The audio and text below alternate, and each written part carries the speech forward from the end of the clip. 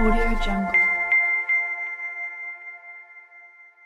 horeyn doctor Samiro ku soo dhaw barnaamijka caafimaadka ee Ras Media. وماسنتا أحمد وكله برنامجك هذا كذا ما دعينا Ras Media يدمان كاميرمان. وماسنتاhay doctor Samiro Ahmed Abdi waan kaaga mahadcelinayna waqtiga qaaliga ah ee bulshada aad la wadaagayso. ugu horeyn su'aasha aan ku weydiinayno waxay noqonaysaa waa maxay dhalmo la'aan?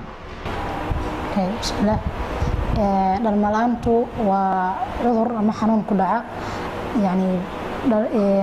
laba kasto oo isqabto oo ku jirto daadii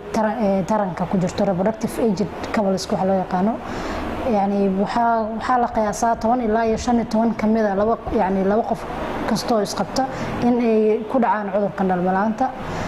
waxaana la yiraahdaa waxaana lagu qeexaa in ay tahay yani in labadii qofood ay ubad kala heli waayaan muddo sanad ah iyagoo aan isticmaalaynin waxyaabaha dhalmada lagu joojiyo daawaha ahaato ama siyaabooyin kale oo dhalmada loo joojiyo iyagoo aan isticmaalaynin muddo sanad ah hadii labadii qofood ay ubad kala heli waayaan waxa lagu qeexaa in ay tahay dhalmo la'aan jirto maxaa sababa marka sababuhu way badan yihiin waxa ugu caansan in yani dhalmo la'aantu inay ka timaado mid xubnaha qofka samaysanka xubnaha uu ka jiro waxa keeni karto in xubintii ay dhibaateedo infection jiro waxa dhibaateyn karo yani qalin qofka oo mar dib u kala kulmay iyo waxyaabo kale badan waxa kale oo keeni karo dib ka jiro hormoonada qofka oo hormoonadii si fiican yani aanu shaqeynaynin inuu keeni kartaa waxa keeni karo dib ka jiro yani difaaca jirka qofka oo waxa laga yaabaa labada qofood qof kamid ah inuu leeyahay difaac cagsi ku ah kan kale يعني wax qadar oo dhac waaye taana way keeni kartaa marka way badan tahay waxa keeni karo environment-ka qofka wuxuu kala kulmo oo deegaanka yani wasakheynta deegaanka waxa la yiraahdo hadii qofkii uu chemicals ama wax aynka ama radiation uu ku dhaco kale waxa laga yaabaa inuu dhalmo la'aantii ku imaato marka wata dhalmo la'aanta inta badan dhowr siyaabood ay dadku u fasirtaan mid rabbaani waa ay sheegaan oo qofkiiba laga yaabo inaan awlaad loogu talagelin siyaabo kale guud ahaan marka la isku soo duubo dhalmo la'aanta imisa loo qaybiyaa ma santahay dhalmo la'aanta waxa loo qaybiyaa guud ahaan laba qaybood loo qaybiyaa waxa loo qaybiyaa dhalmo la'aan rabbaani sida la sheegtay oo qofku san yani alla uu san ugu talagalin inuu uga dhalo iyo mid yani secondary factor la dhaho oo waxyaabo jira awgood qofkan uu dhalmo la'aanta u hayso guud ahaan labadaas loo qaybiyaa goormay marka marxaladaas dhalmo la'aanta ah inta badan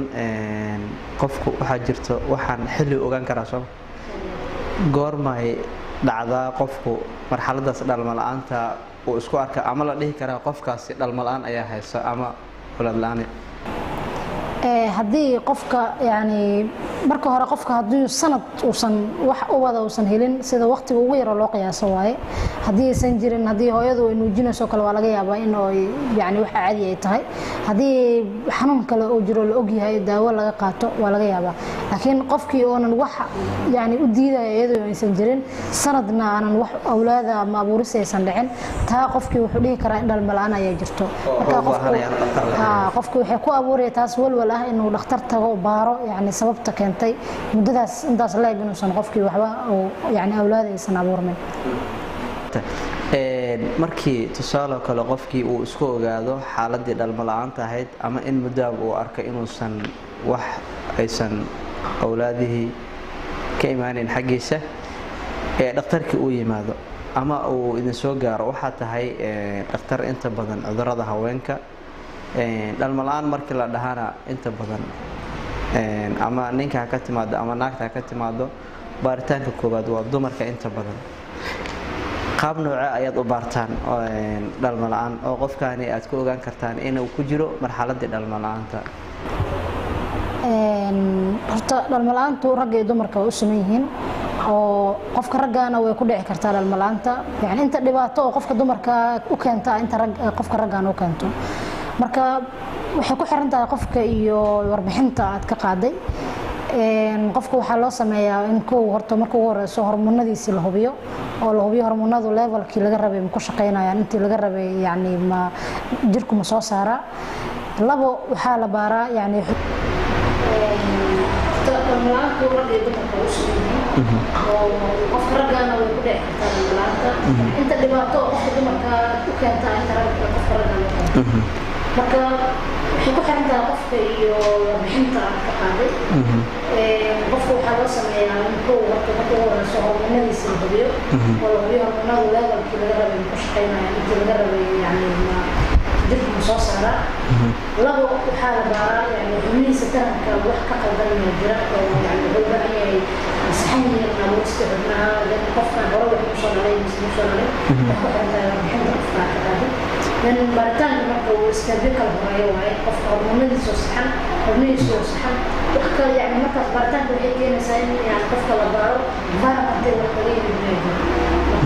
يعني بروا الباء حكو حالة هاي يعني استير سوى محتد حبي استير كاسوي أحباء كويسي إن استير كالترو بالنسبة وما سنتها دكتوريسو وقدام بين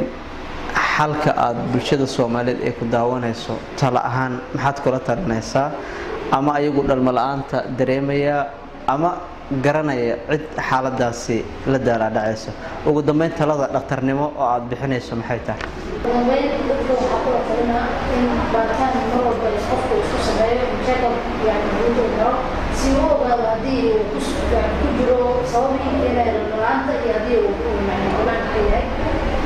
هذه أفضل ولا الآن وقت أول بابا هذا أفضل